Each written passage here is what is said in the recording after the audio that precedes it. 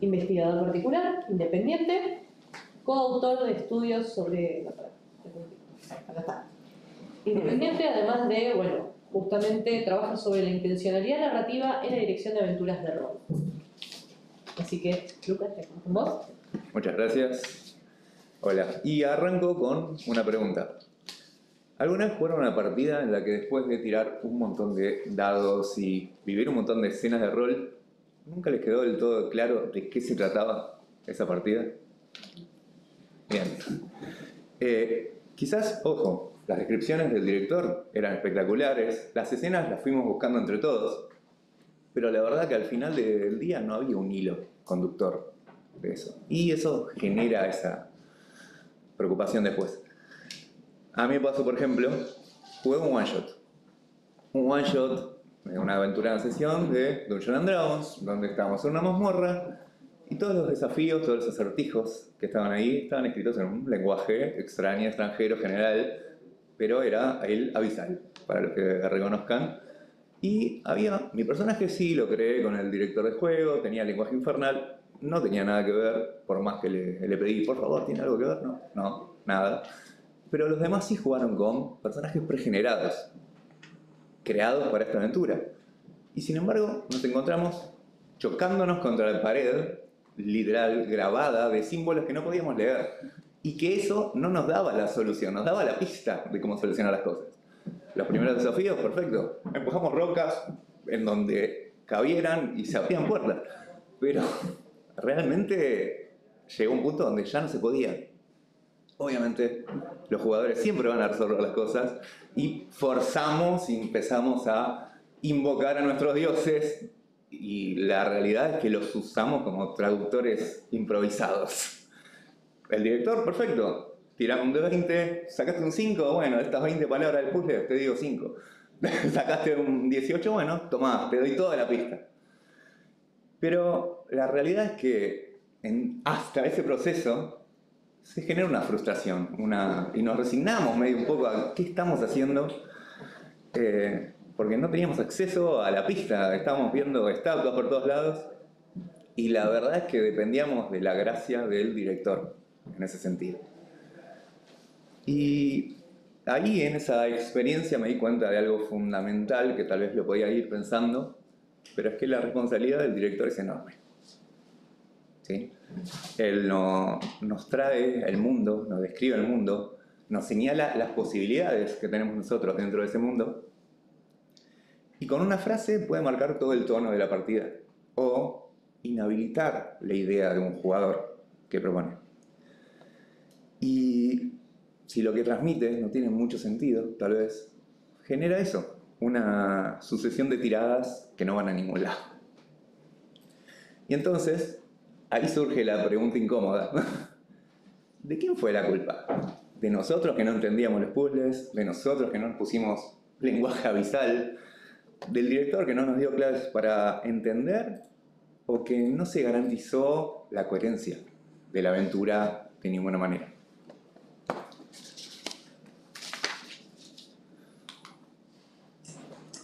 Lo que arruina una partida no es una mala tirada ni un monstruo fuerte. Lo que desgasta es cuando los jugadores no entienden qué tienen que hacer. El hilo se corta, o sea, se genera una narrativa, idealmente, que cuando pasa algo que no tiene nada que ver con lo que estaban haciendo, se corta y te aleja del juego. Ya no estoy hablando de inmersión, sino de coherencia narrativa en este sentido. Y genera frustración porque tenés que reengancharte, volver a entender la trama, y te cuesta. Y, por ejemplo, no lo hice yo, y de hecho soy más de jugar one-shot que de aventuras extensas, pero si conozco gente que creando aventuras largas, donde simplemente iba acoplando módulos, ¿sí?, genéricos, generaba eso, como una historia que avanzaba, progresaba, pero la realidad es que no había conexiones entre las cosas que iban pasando. Entonces, los jugadores sí van corriendo, van progresando, pero la historia nunca se termina de definir de ninguna manera. A veces es preferible saber que desde el principio tenés un Lich a enfrentar y vencer. Pero bueno, esto también me lleva a recordar otra partida. Una partida en donde usé la herramienta de puerta abierta. Nunca pensé que iba a usar esa herramienta de puerta abierta. Tina la nombró ayer. Básicamente es la posibilidad de levantarte y decir, chicos, discúlpenme, me retiro, porque no querés estar más, porque ya sé que te llaman porque tenés que irte. Y no fue una decisión ligera. Pero en ese momento, sí, había situaciones, escenas, ¿sí?, que no tenían que ver mucho con la otra, pero en este caso el juego trataba de eso. Así que todo bien con eso. Pero sucedía, otra de las cosas que generan frustración es que todo el tiempo se estaba entrando y saliendo de la ficción, y no estábamos hablando para hablar de forma meta de lo que pasaba adentro, sino para hablar de otras cosas que nada que ver. Y eso me cansó. Me cansó. Podía entrar tal vez en el costo hundido, ¿sí?, de decir, estuve acá 3 horas, pero no, la verdad que se extendió demasiado y ya estaba cansado. Dije, discúlpenme, me retiro. Y ahí volvemos a las cosas que uno se da cuenta cuando pasan eso. El problema es estructural. El director tiene que coordinar las cosas. Se tiene que dar cuenta de esas cosas también. Es otra parte más de la responsabilidad. Y a mí tal vez, con el diario del lunes, me hubiera gustado que se hubiera dado cuenta de eso. De que estamos entrando y saliendo y que no avanzaba y que a las 4 horas ya deberíamos haber terminado la partida. Y bueno, en definitiva el director debería transmitir el espíritu del juego. Ese es el resumen de eso, digamos.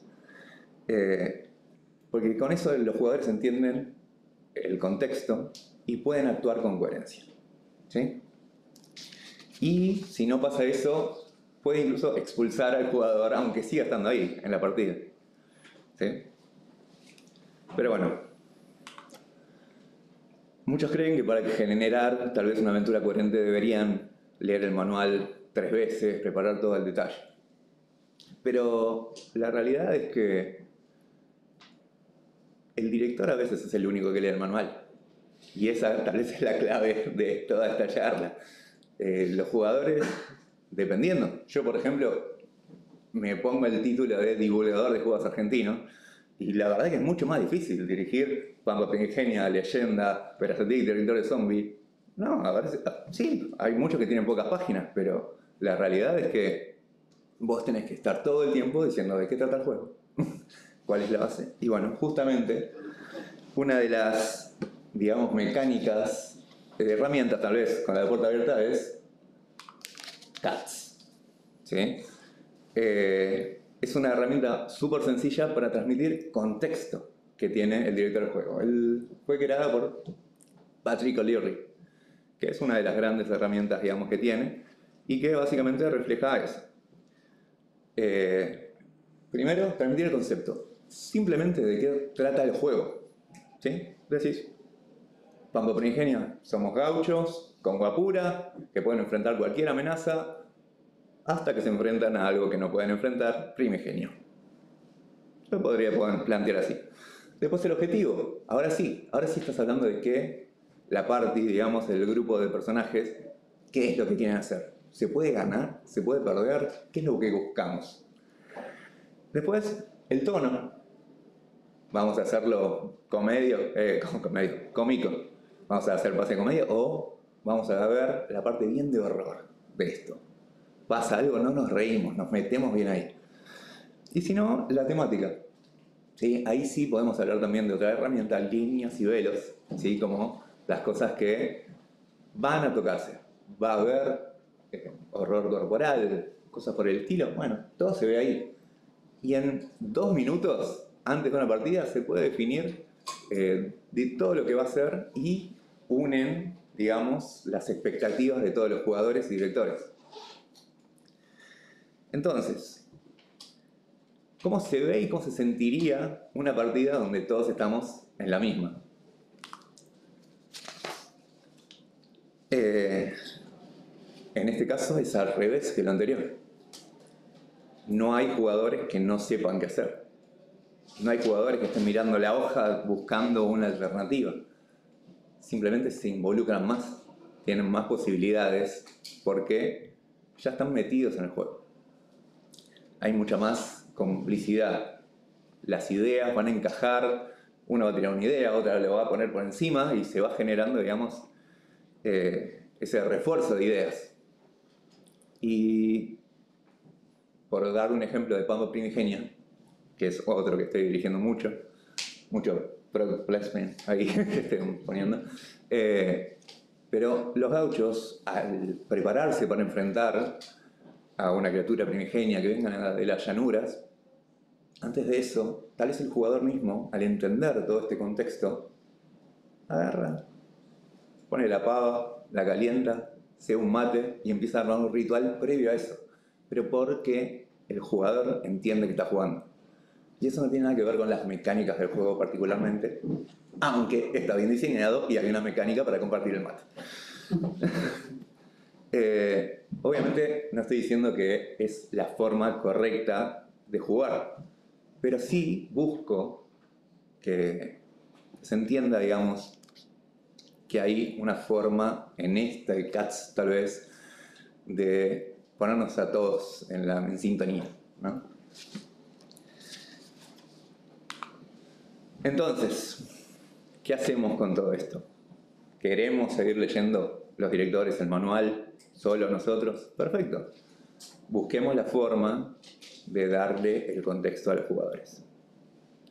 Traigan el espíritu del juego. Al leer el manual no es solo memorizarse las reglas, es entender cuál es la idea del que creo. Y a veces es, en juegos argentinos, agarrar el WhatsApp y decirle: che, Martín, ¿qué es esta parte de leyenda? Y así voy diciendo: ¿a qué se referían con esto? Y crear un tono sostenido, mantener la idea de todo lo que están jugando. Eso es lo que les pido a los directores. Y a los jugadores, justamente, comprometerse, prestar atención, no romper el clima porque sí.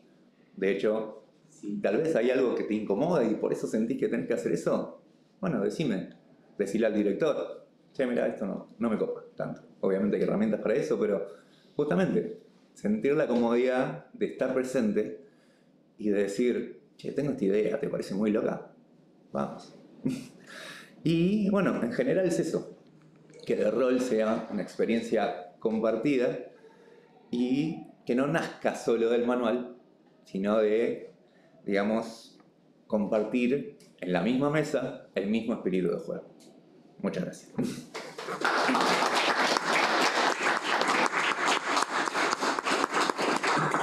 Perfecto, bueno, empezamos con la ronda de preguntas. Sí. Primero quiero felicitarte porque mencionaste algo que es un debate constante dentro de las mesas de rol, que es el tema de la lectura. No podemos hacer que los jugadores lean 2 hojas. No podemos hacer que lean 2 hojas que son de su personaje que quiere, es imposible. Te dicen: resumímela, y te tenés que mandar un audio de menos de 1 minuto porque tampoco lo escuchan. Y la otra es que preguntarte, vos como máster, ¿cómo haces para pulir un poco o desdibujar un poco? Porque hay juegos que las hojas en sí ya es un distractor. Esto de bajar, che, ¿qué tengo que tirar acá? ¿Qué tengo que...? Es como que eso ya te saca. O sea, el propio juego tiene una parte muy física que te saca de la interpretación del personaje. O sea, tenés que estar muy avanzado como para saber qué es lo que mecánicamente tenés que hacerlo, ya lo tenés que tener como internalizado, sin escaparte del personaje, digamos. Sí. Y no quiero irme mucho a las preguntas, pero voy hasta 3 nada más. Sí.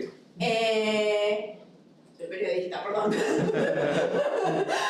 Espectacular. Y la tercera es, si consideras que, por ejemplo, las charlas que se salen de las acciones, pero que están adentro como algo medio lúdico, pero cómico, que hacen los jugadores dentro de sus personajes, pero que desdibujan un poco la aventura. Sí. O sea, ¿qué pensás de esas distracciones? Bien, ¿tu nombre? Celeste. Celeste. Bueno, gracias por la pregunta. Voy a responder primero lo último porque me voy olvidando si no.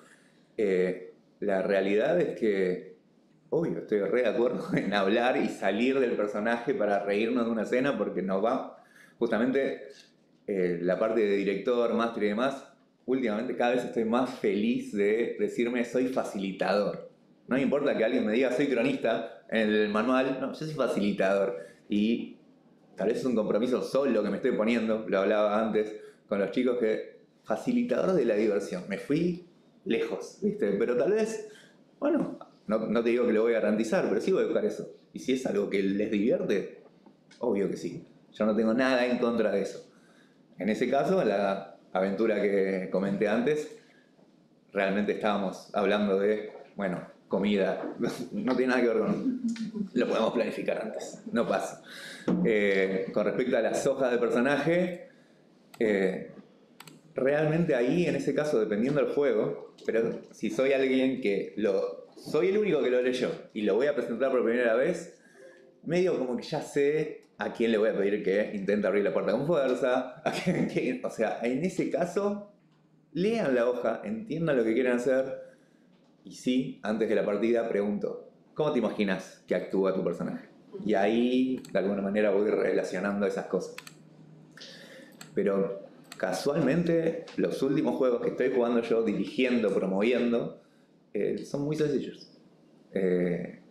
A veces el trabajo viene más que nada en la parte de la creación de la aventura, de hacer una aventura coherente, pero la realidad es que las hojas de personajes son bastante sencillas. Yo creo que, nada, no estoy, digamos, atacando demasiado en eso, pero la hoja de clan, por ejemplo, es una muy parecida a la idea, pero sin embargo súper sintética y no tiene nada más, digamos, de que lo que es necesario para entender qué personaje sos y qué tenés. Pero bueno, eso responde Sí. las preguntas. Mi marido. Muy bien. Bien. Bien, pregunta. Tomás, por acá.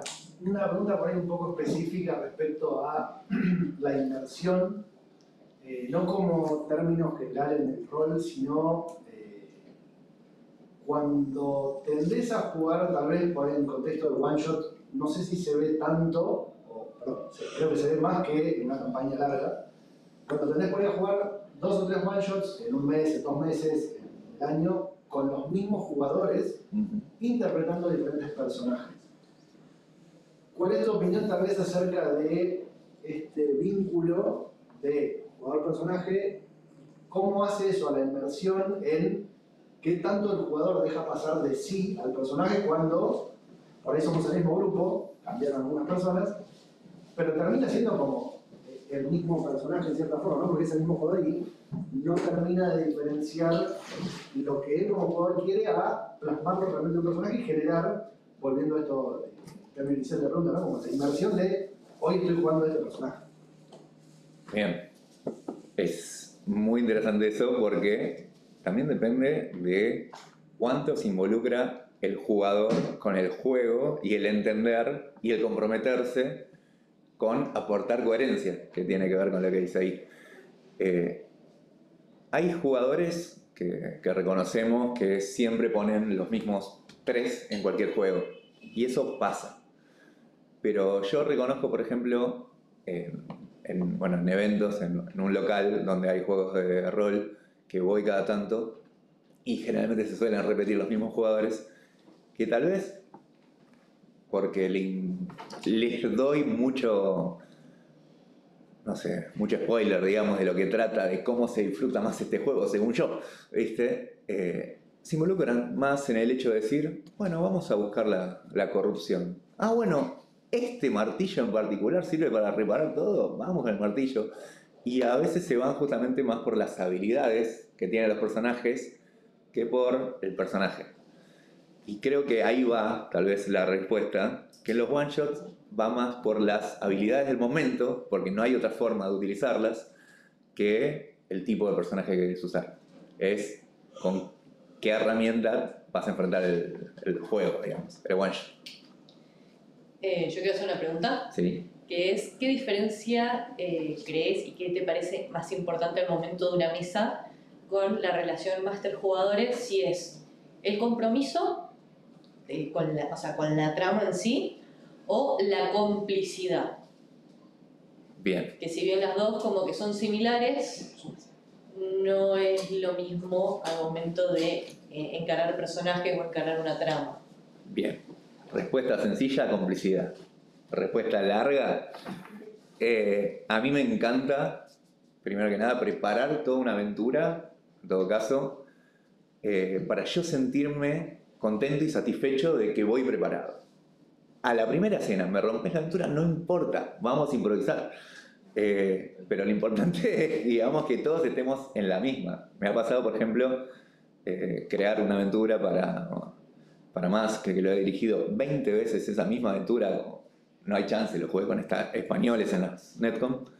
Y una mesa de 3 jugadores, venía un rayo a eliminar la Tierra en una nave espacial.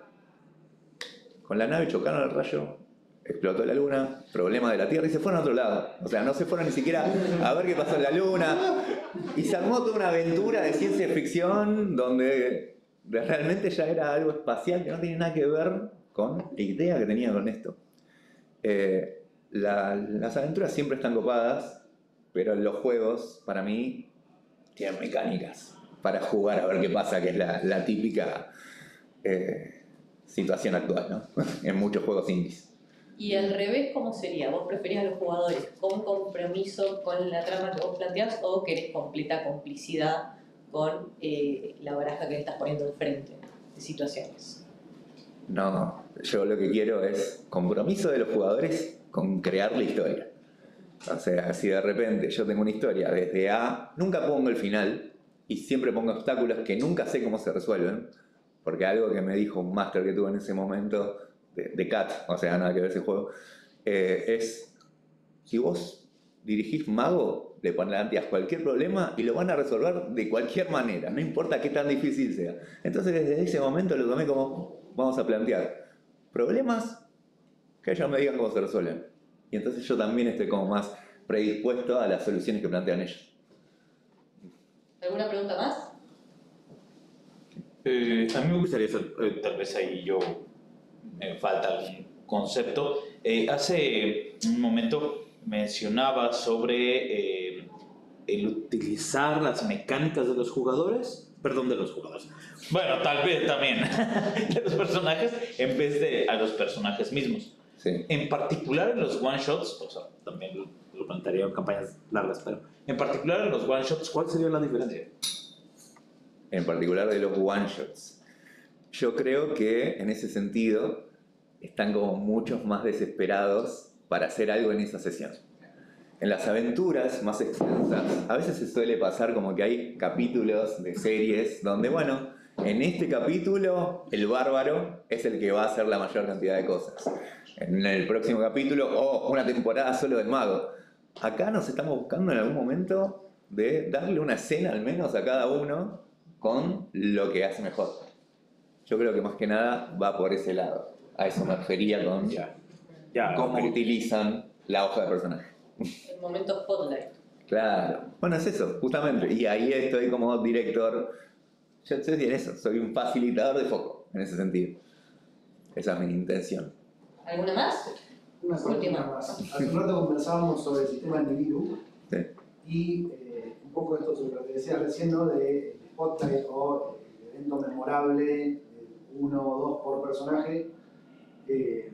Volví a acordarme de algo que creo que es casi tan importante, el acierto crítico como el fallo crítico, no en el sentido del combate, de bueno, hiciste lo máximo que podías hacer, sino el recurso de decir que un fallo crítico también debería ser igual de memorable en la historia, para bien, como entendiendo, no siempre acertar es el objetivo, ¿no? A veces fallar también está bueno y genera consecuencias que alimentan de la misma forma la narrativa, ¿no? Tal vez en un one shot eso lo veo más como un punto de quiebre y que quisiera saber tu opinión sobre qué tan intencional a veces se vuelve un derailing de algo que estaba prearmado en un one shot. Claro, bueno, ahí pasa algo muy interesante lo que decís, es que los fallos críticos en los one shots tal vez se transforman en otra cosa o aparecen con otro nombre, es el nombre de sacrificio. Porque como es un one shot, no tienen nada que perder. Entonces pueden jugar y usar a sus personajes de forma más ligera. Y si fallaron una tirada, bueno, le ponen el doble y bueno, me sacrifico. ¿Viste? Ya que no me salió normalmente, me sacrifico. Claro, tal cual. Y eso en realidad pasa en todos lados. En aventuras más largas, bueno, quedará con un brazo menos tal vez, pero seguirá de alguna manera y se buscará otra ficción en ese sentido. Pero buscan, te digo que buscan fallar también en los fallos. Sí. Yo no soy la que se muere por la parte. Bien. Bueno, a ver, ¿tenemos preguntas? redes? Sí, bueno, a mí me pueden encontrar como @rolescencia o rolescencia en YouTube. Me van a ver mucho más joven porque hace mucho que no subo videos. Pero nada, estoy en la búsqueda de volver a divulgar. Una adolescencia en el Última juego. pregunta. Sí, yo tengo una pregunta que temo que tenga la respuesta a la pregunta, pero Ok. no, estaba pensando en lo que decías sobre cómo la responsabilidad del director de juego de plantear o juntar estas expectativas respecto de lo que se plantea y lo que juegan los demás. Yo soy de los que creen que el director de juego no es un jugador más, un jugador con mayores responsabilidades que los demás.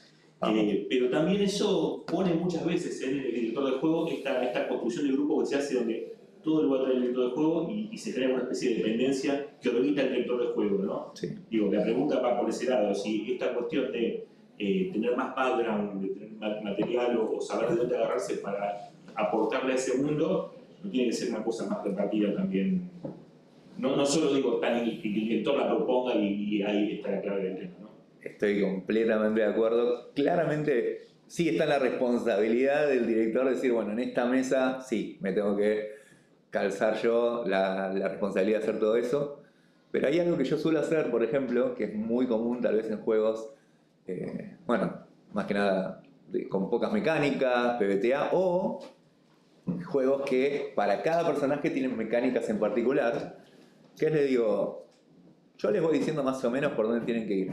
Pero si ustedes tienen algo especial, diferente a todos los demás personajes, lo que sería poner la diferencia entre movimientos comunes y movimientos particulares, digamos, de ese personaje, es su responsabilidad. ¿Sí? Entonces, de a poco voy buscando la forma de desglosar, digamos, dividir, digamos, esa responsabilidad. También depende. Si es un one shot que estoy jugando con alguien que jugué varias veces, hay veces que justamente ya sé que ese es el que se va a sacrificar.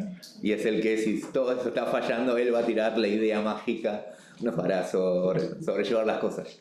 Pero sí, estoy de acuerdo en que hay que repartir responsabilidades y hay que estar en ese sentido atento a ver cómo se puede. Esa es una de mis estrategias. Vos leete las cosas que puedes hacer. A veces en la hoja de personaje te dice, si te enfrentas con una pared grande, podés saltar alto. Yo no te voy a decir que podés hacer eso. Al menos eso, ¿viste? Como que... Voy a poner una pared. Claro, tal cual. Exacto.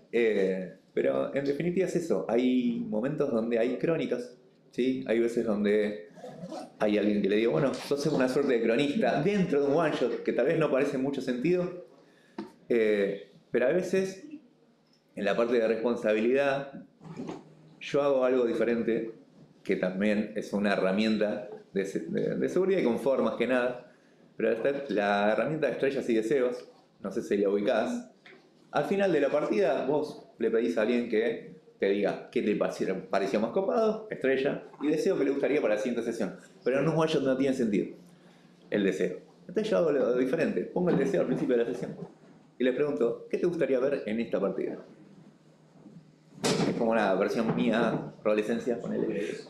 Y de repente, claro, te dicen cosas como diciendo, bueno, en esta partida yo quiero corromperme. Y de hecho me pasó dirigiendo Pampa Primigenia por segunda vez en un grupo, donde uno ya había participado en la anterior. Y en la primera sesión interpreté a la Pachamama, a Mandinga y a la Virgen María. Mucha responsabilidad, hablando de otras cosas. Y en la segunda partida, cuando estaban todos los jugadores, que todavía no estaba el que había jugado antes, le dije, bueno muchachos, esta partida no quiere interpretar a la Virgen María. Así que, y llega el otro después, Le digo, bueno, ¿cuál es tu deseo? Quiero ver más a la Virgen María. Entonces, bueno, claro, lo tomé como, bueno, me validó, le gustó mi interpretación, vamos. Pero bueno, en definitiva sí, hay formas de repartir la responsabilidad para mí. Perfecto. Bueno, muchísimas Muchas gracias.